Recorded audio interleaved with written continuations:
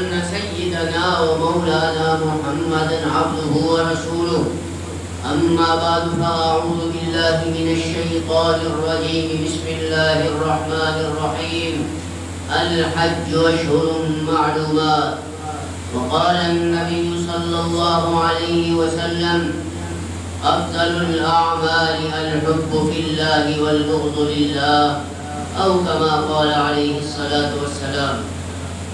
میرے عزیز دوستوں، بزرگوں اور نوجوان ساتھیوں،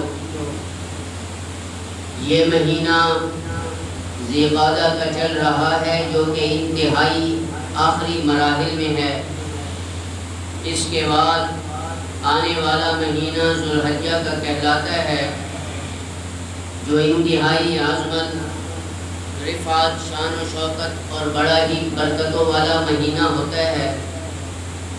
اس مقدس مہینے میں اللہ اور اس کے رسول صلی اللہ علیہ وسلم کے ماننے والے کائنات کے ایک ایک کونے سے اللہ اور اس کے رسول صلی اللہ علیہ وسلم کے گیت گاتے ہوئے مختلف شکلوں سے تعلق رکھنے والے، مختلف قبیلوں سے تعلق رکھنے والے، جن کی چال بھی الگ، جن کی ڈھال بھی الگ، جن کا رنگ بھی الگ، جن کی زبان بھی الگ، اور وہ اتنا لمبا سفر کرتے کرتے لبیک اللہم لبیک، لبیک اللہم لبیک لا شریک لک لبیک، ان الحمد والنعمت لک والملک لا شریک لک گیت گا کر اللہ کے گھر میں آ رہے ہوتے ہیں اور کہتے ہیں: اللہ تو حاجت روا ہے، تو مشکل کشا ہے، تو مختار کل ہے، تیرے بندوں کا تیرے سوا کوئی نہیں ہے، کس سے مانگے کہاں جائیں، کس سے کہیں تیرے بندوں کا تیرے سوا کون ہے۔ وہ اپنے رب کی عبادت کے لیے، اپنے رب کو اپنا رب ماننے کے لیے وہ چوک در چوک اللہ کے گھر کا سفر کر رہے ہوتے ہیں۔ حج یاد رکھیں، وہ آدمی کر سکتا ہے کہ جن کو اللہ کی طرف سے توفیق ملتی ہے۔ مال بھی بہت ہوتا ہے، لیکن اصل بات توفیق کی ہوتی ہے کہ کس کو اللہ تعالیٰ توفیق دیتا ہے اپنے گھر بلانے کی۔ علماء نے لکھا ہے کہ جب تک اس انسان کے اندر حج جیسی عظیم اور لازوال دولت، لازوال عبادت کرنے کے لیے اگر وہ اللہ کے گھر جانے کا ارادہ کرتا ہے تو کم از کم ان 9 شرائط پر عمل کرے۔ اگر اس انسان کے اندر یہ 9 شرائط میں سے ایک شرط نہیں پائی گئی تو وہ اللہ کے گھر جا کر اس کو جانے کا کوئی فائدہ نہیں ہے، اس کے حج کا کوئی فائدہ نہیں۔ علماء نے لکھا ہے کہ سب سے پہلے شرط یہ ہے کہ اس کا آزاد ہونا ضروری ہے، کیونکہ غلام کا کوئی حج نہیں ہوتا، وہ آزاد بھی ہو۔ غلام کا کوئی حج ہوتا ہے؟ بولو، حج ہوتا ہے غلام کا؟ نہیں ہوتا۔ آزاد ہونا ضروری ہے۔ نمبر 2، عقل مند ہونا ضروری ہے۔ مجنون ہو، پاگل ہو، اسے کیا پتا صفا مروہ میں کیا کرنا ہے، اسے کیا پتا طواف کیسے کرنا ہے، اسے کیا پتا کہ سر کے بال کیسے کٹوانے مڑوانے ہیں، صفا سے شروع کرنا ہے یا مروہ سے صفا مروہ کے درمیان سعی کرنی ہے، مزدلفہ میں کیسے جانا ہے، مقام عرفات میں کیسے جانا ہے، مینا میں کب جانا ہے، مدینہ المنورہ میں کب جانا ہے۔ جب تک اس کے اندر عقل نہیں ہوگی، مجنون کا اللہ کبھی حج قبول نہیں کریں گے، اس کے لیے عقل مند ہونا ضروری ہے۔ نمبر 3، مسلمان ہو، کسی کافر یہودی کا حج نہیں ہوتا، مسلمان ہونا بھی ضروری ہے۔ نمبر 4، مالی استطاعت رکھنے والا ہو، یہ نہیں ہے کہ پیسے ہیں نہیں، کسی سے قرض لے کر جا رہا ہے حج کرنے کے بعد میں وہ قرض بھی ادا نہ کر سکے، گھر والے بھی بھوکے ہیں، ان کو بھی خرچہ نہیں دے رہا، اس کے حج کرنے کا کیا فائدہ۔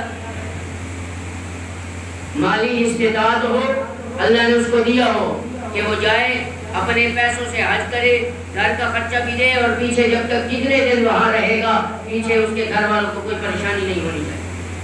اور 5ویں چیز، گھر میں زادرہ میسر ہو یا سفر میں ہو، یہ نہیں ہے کہ اس نے حج کے لیے تو اپنا بندوبست کیا ہے، لیکن سفر کے لیے بھی اس کے پاس کچھ نہیں ہے، وہاں جتنے دن گزارنے ہیں وہاں بھی اس کے لیے کچھ نہیں ہے، لوگوں سے پیسے مانگ رہے ہیں، سارا سادہ اس کے پاس میسر ہو اور اس کے بعد گھر کا خرچہ دے کر جائے، یہ نہیں ہے کہ اپنے لیے تو بندوبست کر رہا ہے، پیچھے گھر والے کسی اور سے مانگ کر کھا رہے ہیں۔ حج کوئی عام عبادت ہے، بہت بڑی زبردست عبادت ہے جس سے اللہ کی محبت نصیب ہوتی ہے اور نبی کی محبت نصیب ہوتی ہے۔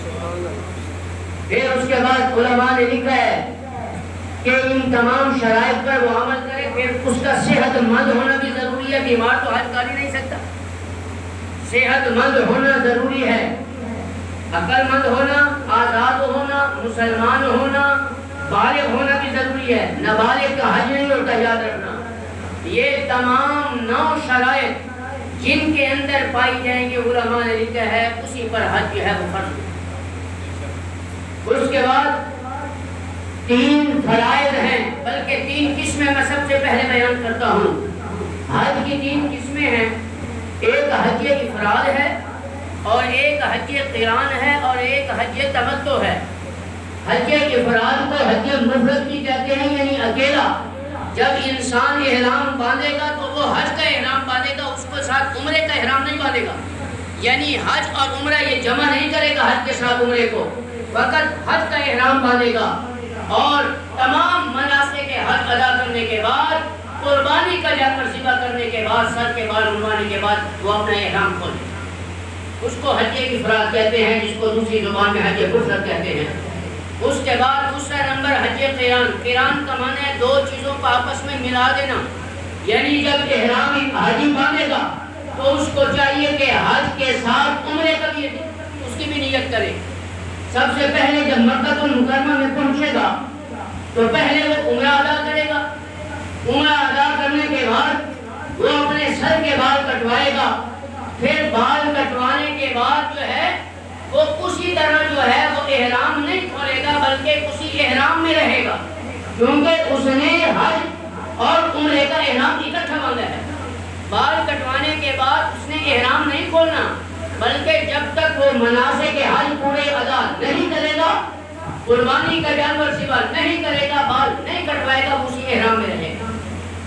یہ بات سمجھ میں آ گئی آپ کو؟ اس کے بعد حج تمتع۔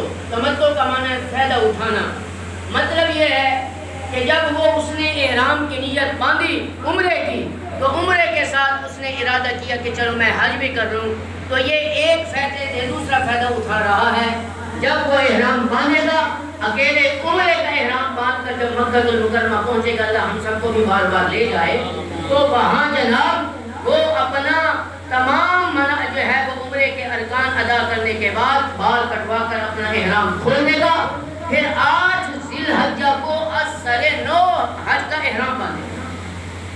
سمجھ آ رہی ہے آپ کو؟ فرق نظر آ رہا ہے نا کہ 8 ذی الحجہ کو دوبارہ احرام حج کی نیت سے باندھے گا اور تمام مناسک حج ادا کرنے کے بعد قربانی کا جانور ذبح کر کے اپنے سر کے بال منڈوا کر اپنا احرام کھول سکتا ہے۔ یہ علماء نے لکھا ہے حج کی 3 قسمیں ہیں۔ اس کے بعد فرمایا حج کے 3 فرائض ہیں، جس شخص نے ان 3 فرائض میں سے ایک فرض بھی چھوڑ دیا اس کا حج قبول نہیں ہوگا۔